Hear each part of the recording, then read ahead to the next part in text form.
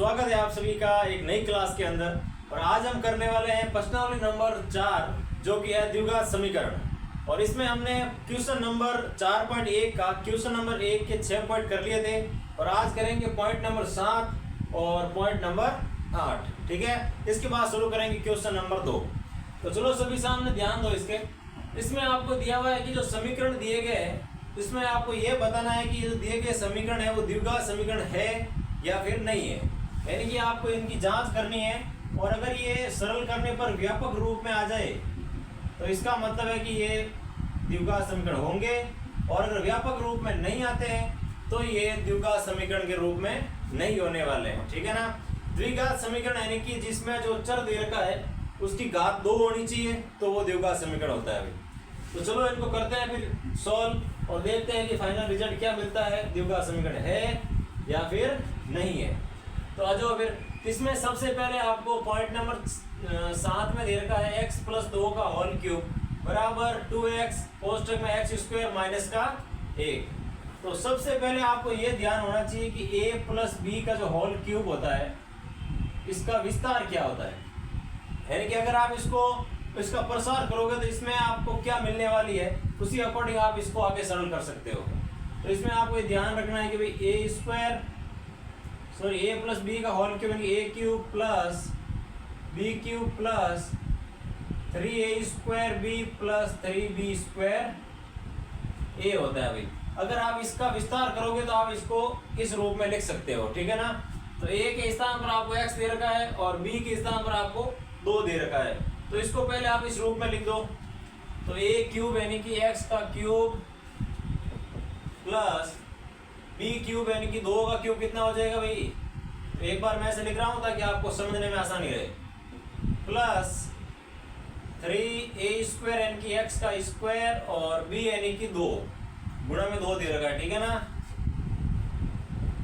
Plus 3b square यानी कि 2 का स्क्वायर और x का x लिख दो बराबर हम दे रखा है 2x x स्क्वायर माइनस का 1।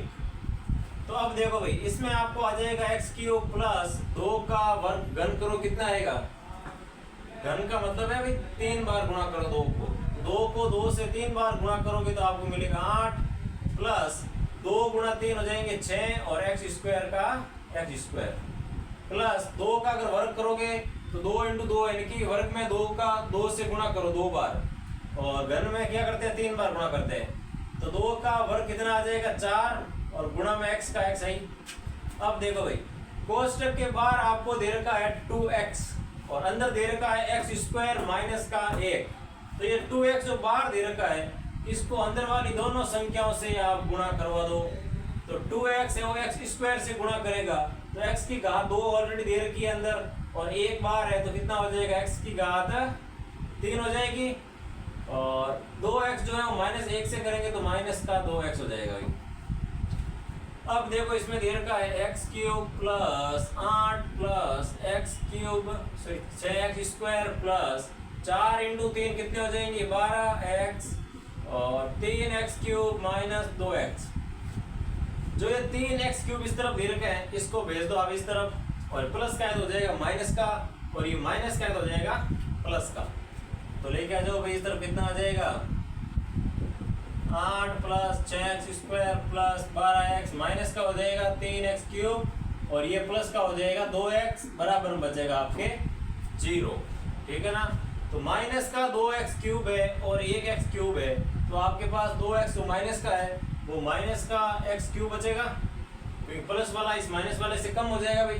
तो 2 है 2 में से 1 घटा दो कितना बचेगा 1 ही बचेगा, और बड़ा जो 2x दे रखा तो माइनस का है तो माइनस का x क्यूब बचने वाला है प्लस 6x स्क्वायर और 12x प्लस 2x कितने हो जाएंगे 14x प्लस 8, इसमें अचर संख्या जो 8 एक ही दे रखी है तो 8 लिख दो भाई।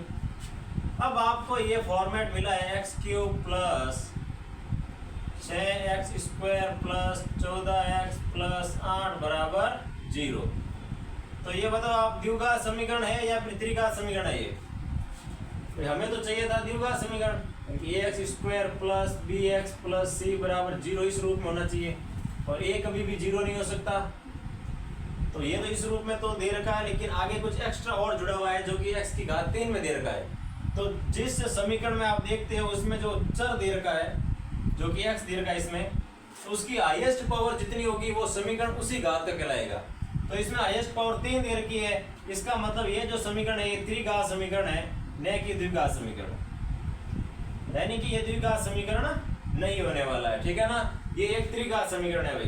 तो इस प्रकार आप कह सकते हो कि जो पॉइंट नंबर 6 में आपको समीकरण दे रखा था वो आपके द्विघात समीकरण नहीं होने वाला है, ठीक है ना। फिर देखो आप क्वेश्चन नंबर 1 का पॉइंट नंबर 8 दे रखा है, x³ minus 4x² minus x plus 1 बराबर x माइनस 2 का होल क्यूब दे रखा है भाई। अब देखो यहाँ पे आपको दे रखा था a प्लस b का होल क्यूब और वहां आपको दे रखा a माइनस b का होल क्यूब। तो a प्लस b का होल क्यूब आपको पता है क्या होता है। तो अब देखो a माइनस b का होल क्यूब क्या होता है।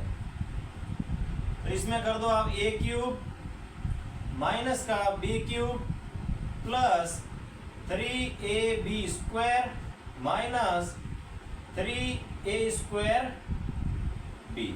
अगर इस रूप में दे रखा है कोई आपको सर्व समीकरण दे रखी है तो इसका आप विस्तार रूप ये लिख सकते हो ताकि आपको सरल करने में आसानी रहेगी, ठीक है ना।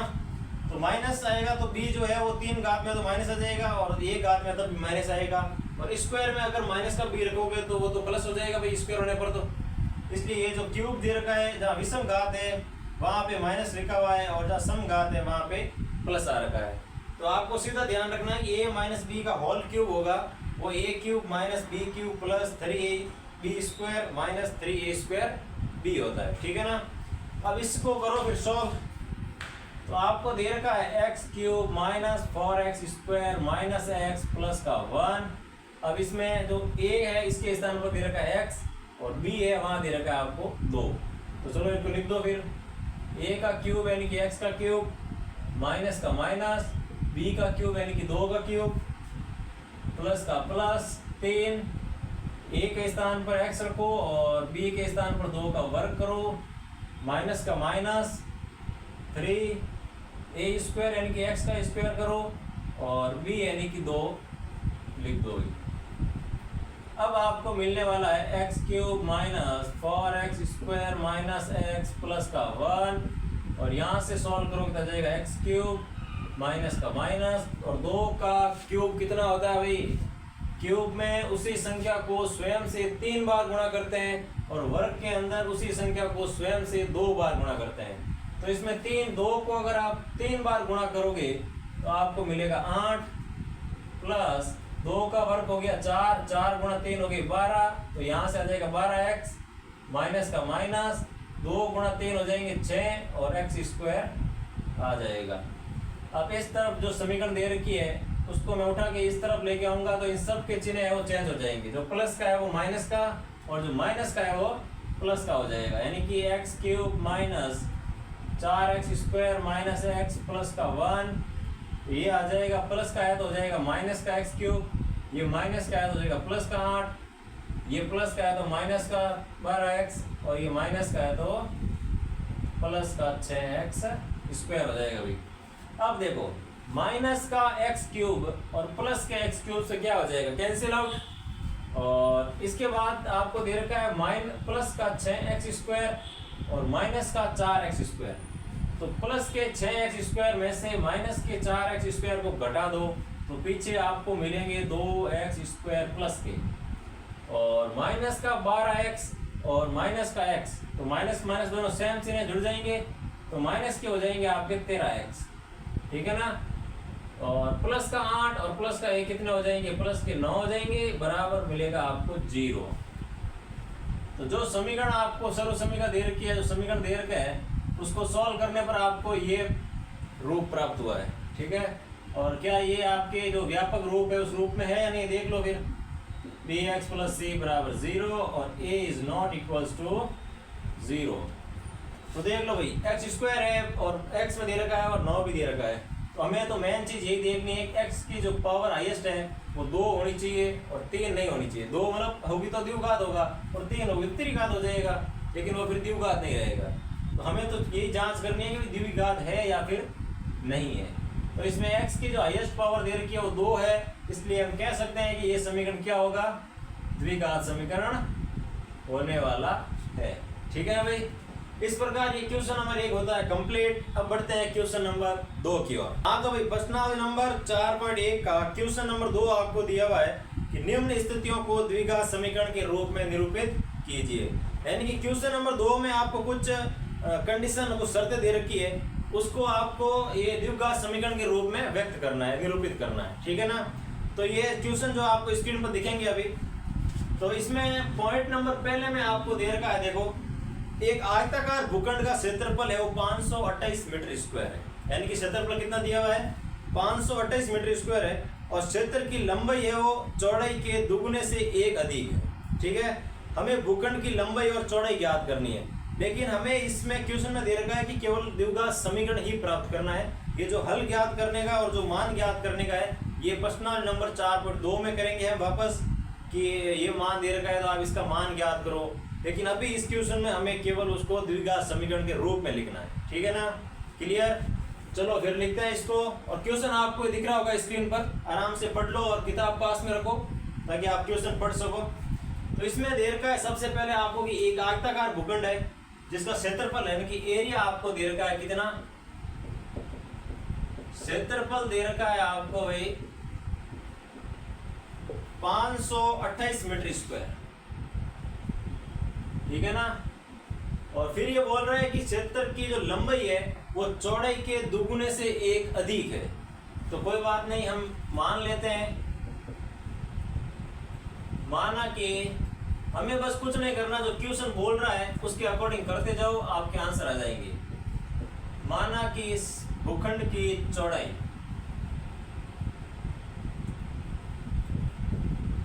माना कि भूखंड की चौड़ाई आपको दे रखी है x मीटर। कितनी ले ली हमने, x मीटर ले ली। ठीक है, तो चौड़ाई अगर x मीटर है तो इसकी लंबाई क्या हो जाएगी, क्वेश्चन में दे रखा है कि लंबाई जो है वो चौड़ाई के दुगुने से 1 अधिक है। ये देखो क्वेश्चन में क्या दिया हुआ है कि लंबाई जो है वो चौड़ाई के दुगुने से 1 अधिक है। ठीक है ना।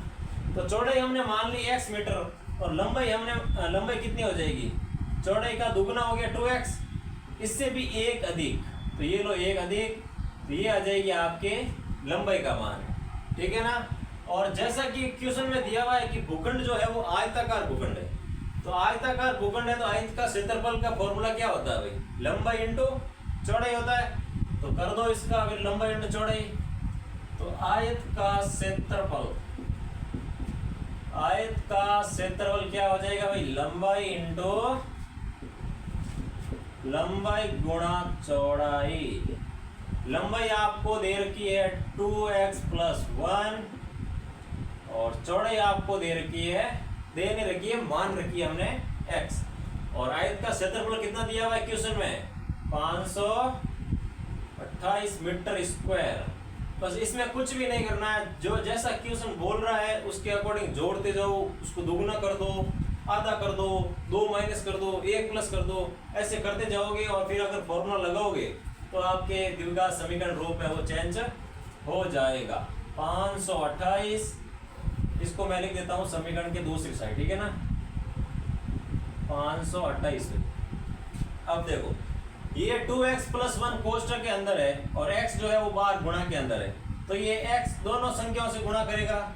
तो x ने पहले 2x से गुणा किया, फिर x ने 1 से गुणा किया, तो 2x से गुणा करेगा तो हमें मिलेगा 2x² प्लस 1 से गुणा करेगा तो हो जाएगा x बराबर में आपको दे रखा है 528।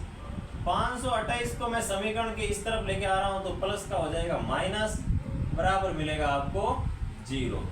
तो यहाँ देखो भाई x की पावर कितनी है, हाईएस्ट 2 दे रखी है, 2 आ गई, इसका मतलब है कि ये एक द्विघात समीकरण रूप हो चुका है। यानी कि ये इसका जो क्वेश्चन दे रखा था उसका द्विघात समीकरण रूप होगा।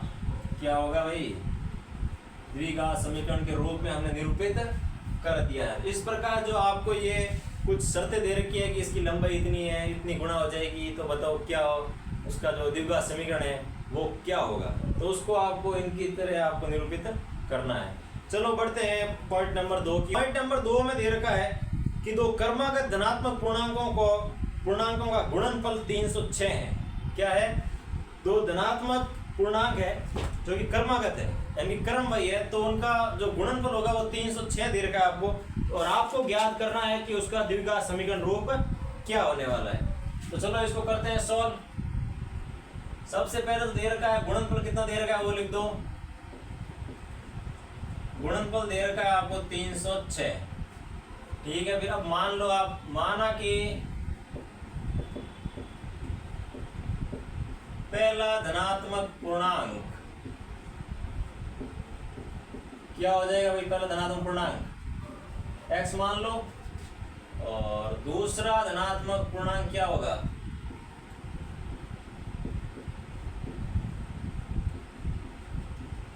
दूसरा धनात्मक पूर्णांक, और ऐसा कहा गया है कि वो एक क्रम वाइज है। तो मान लो आपके पास 2 है, तो इसका अगला क्रम कौन सा होगा? 3 होगा। 3 होगा यानी कि 1 के अंदर आपने कितने जोड़ने पर 3 आ गया? 1 जोड़ने पर 3 आ गया। तो अगर मेरे पास x कोई पूर्णांक है तो इसका अगला जो क्रमागत पूर्णांक होगा वो इसमें 1 जोड़ने पे आ जाएगा, यानी कि अगला जो पूर्णांक यानी कि दूसरा धनात्मक पूर्णांक होगा वो x प्लस 1 हो जाएगा भाई। और अब आपको क्वेश्चन में दिया हुआ है कि इन दोनों धनात्मक पूर्णांकों का जो गुणा होगा वो 300, गुणनफल जो होगा वो 306 दे रखा है, यानी कि इन दोनों का गुणा करना है। तो कर दो इनका गुणा फिर, यानी कि x प्लस 1 का गुणा कर दो आप x से, तो आपको मिलेगा 306। ये इस प्रश्न में आपको बोल रखा है।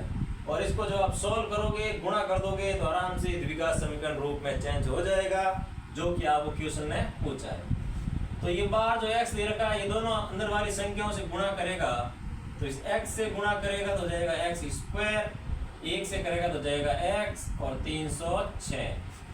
306 को आप इस तरफ भेज दो भाई समीकरण के, x square plus x minus 306 बराबर आ जाएगा 0। 0 बराबर 0। ये लो भाई, ये हो गया आपका जो शर्तें दे रखी है आपको, उनका द्विघात समीकरण रूप निरूपित कर दिया हमने।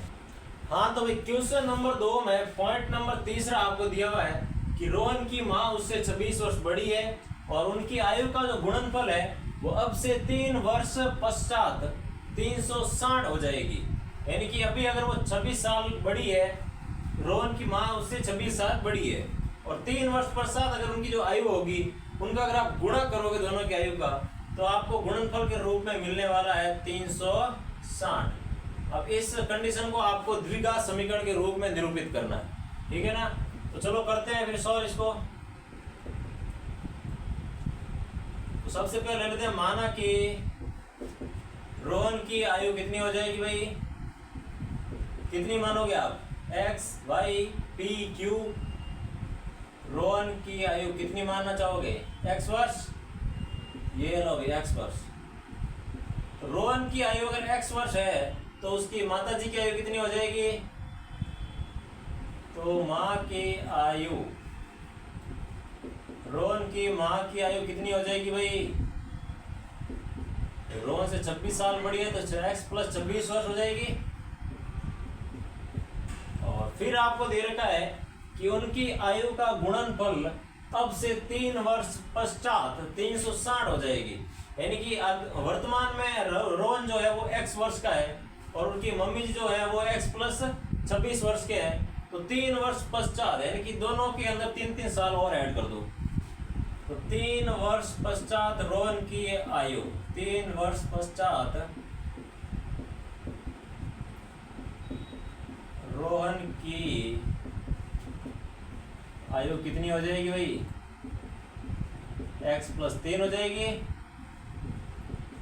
और माता जी की आयु कितनी हो जाएगी? माँ की आयु 3 वर्ष पश्चात हो जाएगी आपके x प्लस 26 प्लस कर दो 3 वर्ष, यानी कि x प्लस 29 वर्ष।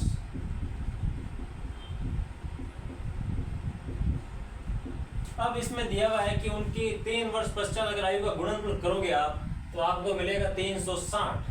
तो ये इसका x 3 वर्ष बाद की आयु और ये माता जी की 3 वर्ष बाद की आयु, कर दो दोनों का गुणा कितना आ रहा है देख लो। x प्लस 29 और x प्लस 3 बराबर कितना आना चाहिए प्रश्न के अनुसार? 360 आना चाहिए। तो कर दो इनको गुणा, और गुणा करते ही आपको मिल जाएगा एक द्विघात समीकरण, जैसा कि आप क्वेश्चन में पूछा गया है। तो ये जो x दे रखा है, पहले x से गुणा करेगा, फिर ये x 3 से गुणा करेगा। तो x ने x से गुणा किया, x स्क्वायर 3 से किया तो 3x, फिर 29 ने x से गुणा किया तो प्लस का हो जाएगा 29x, और 29 ने अगर 3 से गुणा किया तो 29 का 3 से गुणा करो, कितना आ रहा है भाई? 9 × 3 27, 2 6 और 2 8, यानी कि 87 आ रहा है। तो यहाँ पे मिलेगा आपको 87 बराबर 0। तो अब देखो 29 का x 29x दे रखा है, 3x दे रखा है, तो 29 प्लस 3 कितने हो जाएंगे भाई? x स्क्वायर प्लस 29 प्लस 3 यानी कि 32x प्लस 87 बराबर 0 नहीं है अभी, 360 दे रखा आपको, 360। अब इस 360 को आप समीकरण के इस तरफ लेके आ जाओ, तो प्लस का है तो वो हो जाएगा माइनस का, यानी कि x square plus 32x plus 87 minus का 360 बराबर 0, यानी कि 360 में से आपको 87 माइनस करने हैं, तो कितने हो जाएंगे? 10 में से 7 गए 3, 5 में से 8 जाएंगे नहीं, तो दिया इसको 15, 15 में से 8 गए तो कितने बचे पीछे? 7, और 2 में से गए तो 2, यानी कि 273 बचेंगे भाई। तो फाइनली आपको जो द्विघात समीकरण मिलने वाला है वो है आपके, और ये माइनस के होंगे 273, क्योंकि 360 माइनस क्या है भाई? 273 बराबर 0। तो पॉइंट नंबर 3 का जो आपको शर्त दे रखी थी उसके अकॉर्डिंग जो द्विघात समीकरण होने वाला है वो ये आने वाला है। तो ये आपने कर दिया द्विघात समीकरण के रूप में इसको निरूपित। तो इसी प्रकार हम करते हैं पॉइंट नंबर 4। अब आपको दिया हुआ है क्वेश्चन नंबर 1 का पॉइंट नंबर 4, क्वेश्चन नंबर 2 का पॉइंट नंबर 4, ठीक है। क्या दिया हुआ देखो कि एक रेलगाड़ी जो है वो 480 किलोमीटर की दूरी समान चाल से तय करती है, यानी कि एक ही स्पीड से वो रेलगाड़ी 480 किलोमीटर की दूरी तय करती है, ठीक है। लेकिन यदि इसकी चाल 8 किलोमीटर प्रति घंटा कम होती है तो वह उसी दूरी को तय करने में 3 घंटे अधिक लेती है। यानी कि अगर वो एक ही चाल से चलती है तो एक अलग समीकरण बनेगा, और अगर उसकी चाल जैसे मान लो 3 किलोमीटर प्रति घंटा की कम हो जाती है तो उसको उस दूरी को तय करने में 3 घंटे अधिक भी लगते हैं, ठीक है ना। तो इसमें हमें इस जो शर्त दे रखी है आपको, इसको द्विघात समीकरण के रूप में आपको व्यक्त करना है। तो सबसे पहले ले लेते हैं कि भाई माना कि रेलगाड़ी की जो चाल है, माना कि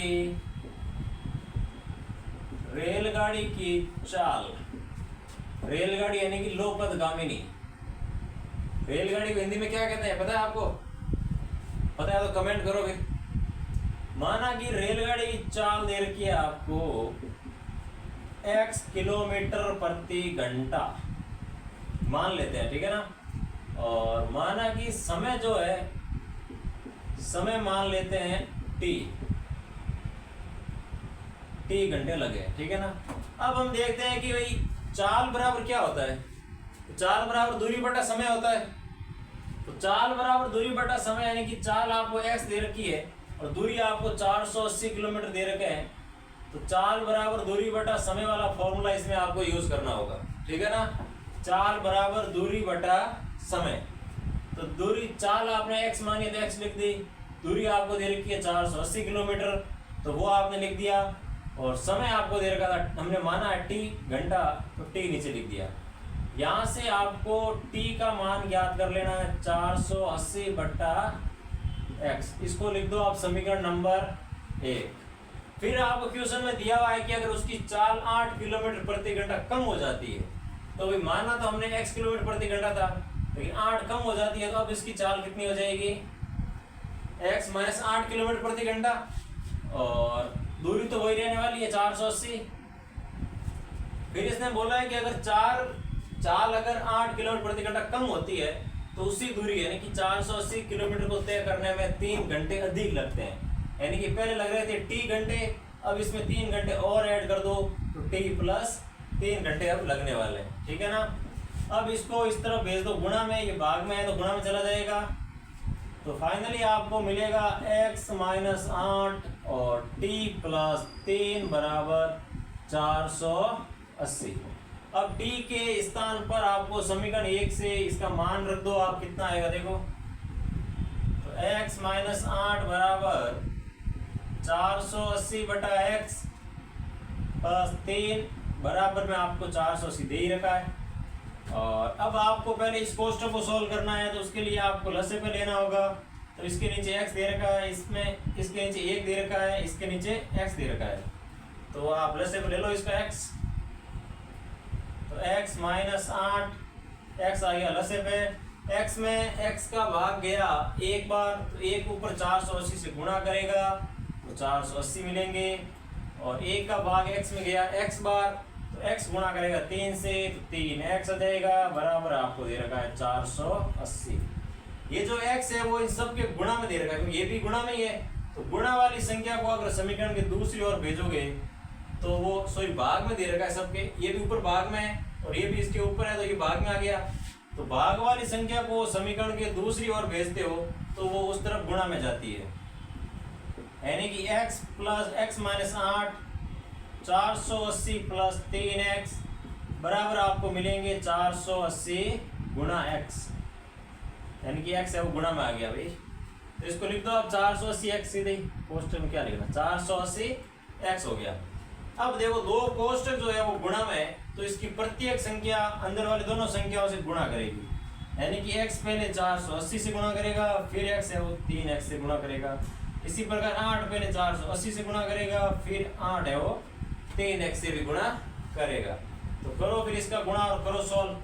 तो x ने गुणा किया पहले 480 से, तो हो जाएगा 480 x माइनस का माइनस, सॉरी माइनस नहीं, अभी x गुणा 3x से करेगा, तो प्लस 3x गुणा x कितना आ जाएगा 3x स्क्वायर। तो ये x ने दोनों से गुणा कर लिया।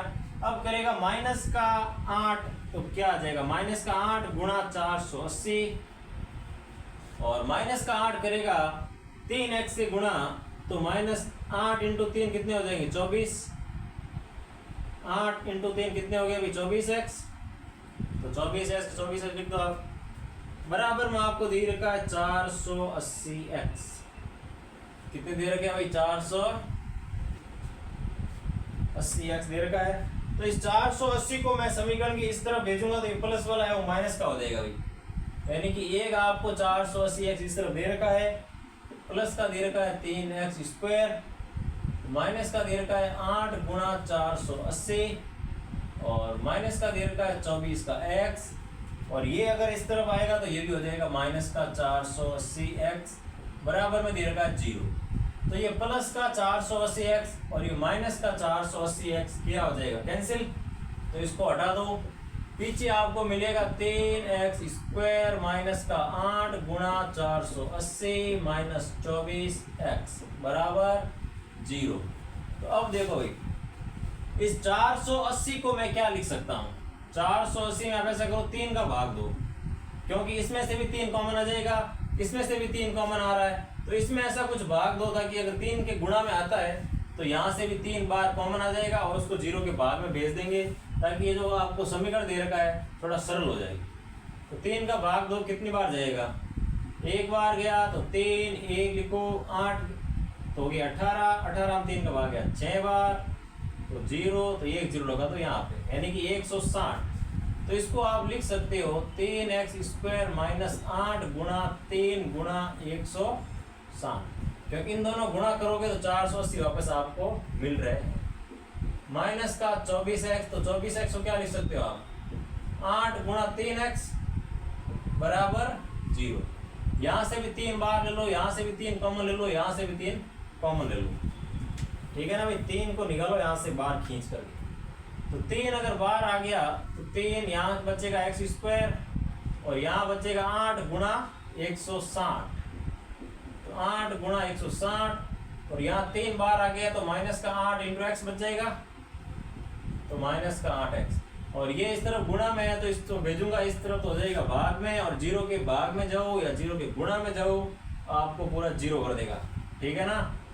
और 160 गुणा 8 को गुणा करो कितने हो रहे हैं 160 को अगर 8 से गुणा करोगे तो आपको कितना मिलने वाला, 0 का 0 और 8 इंटू 6 कितने हो रहे हैं भाई, 8 × 40 और 48 का 8 और 8 इंटू 1 8 और 4 कितने हो जाएंगे 12, इनकी 1280 मिलने वाले हैं। तो ये तो हो गया भाई, इसके भाग में गया तो 0 हो गया। तो फाइनली आपको मिलेगा x स्क्वायर माइनस 8x को आगे ले लो तो 8x और ये माइनस का आपको मिलेगा 1280 बराबर 0।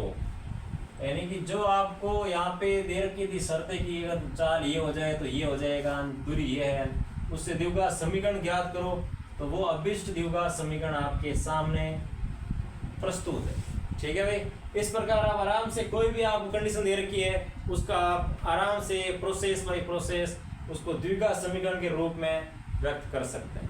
ठीक है ना, ये हो गई है 4.1 कंप्लीट। कल हम करेंगे 4.2 जिसके अंदर आपको द्विघात समीकरण को हल करना सिखाएंगे कि द्विघात समीकरण को कैसे हल करते हैं, पूर्ण वर्ग विधि से कैसे करते हैं। ठीक है ना, थैंक यू।